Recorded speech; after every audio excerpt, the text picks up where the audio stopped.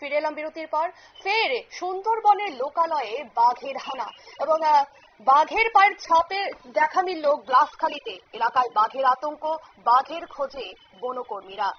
আবারও সুন্দরবনের লোকালয়ে এক প্রকার বাঘের আতঙ্ক তৈরি হয়েছে এলাকাবাসীদের মনে এবং বাঘের পায়ের ছাপ দেখা মিলেছে। ফের লোকালয়ে বাঘের হানা এবং বাঘের খোঁজে বনকর্মীরা। এ নিয়ে বিস্তারিত জানবো, আমাদের সঙ্গে রয়েছে প্রতিনিধি গোপাল শীল। গোপাল, কি জানতে পারছো? আবারও সুন্দরবনের লোকালয়ে বাঘের আতঙ্ক। দেখো, তোমাকে বলে রাখি, তুমি জানবে সুন্দরবনের মানুষ ডাঙায় ডাঙায় বাঘ আর জলে কুমির নিয়েই সাধারণত বসবাস করে, আতঙ্কে থাকে। কিন্তু বর্তমানে যেখানে দেখা গেছে গোসাবা অঞ্চলে গ্লাসখালী এলাকা, এখানে কিন্তু বাঘ ইতিমধ্যে কখনো আসেনি। এর দূরেই রয়েছে সুন্দরবনের পীরখালী জঙ্গল। সেই পীরখালী জঙ্গল অনেকটা দূরে এবং বড় সমুদ্র রয়েছে।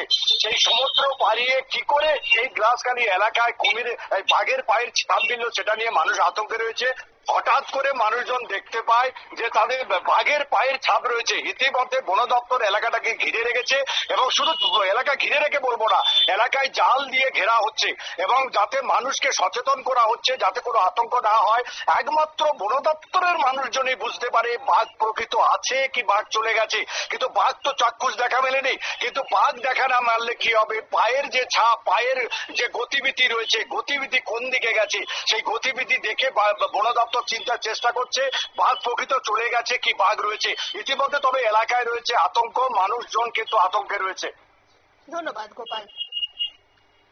আপনারা শুনলেন, অর্থাৎ সুন্দরবনের গোসাবা অঞ্চলের গ্লাসখালীতে আবারও বাঘের পায়ের ছাপ দেখা মিলেছে এবং এই নিয়েই কিন্তু এক প্রকার আতঙ্কের পরিবেশ সৃষ্টি হয়েছে এবং বন দপ্তর এলাকাটিকে জাল দিয়ে ঘিরে রেখেছে এবং এখনো পর্যন্ত কিন্তু বাঘের খোঁজে বনকর্মীরা। নিয়ে নিচ্ছে ছোট্ট একটি বিজ্ঞাপন বিরতির সঙ্গে থাকুন।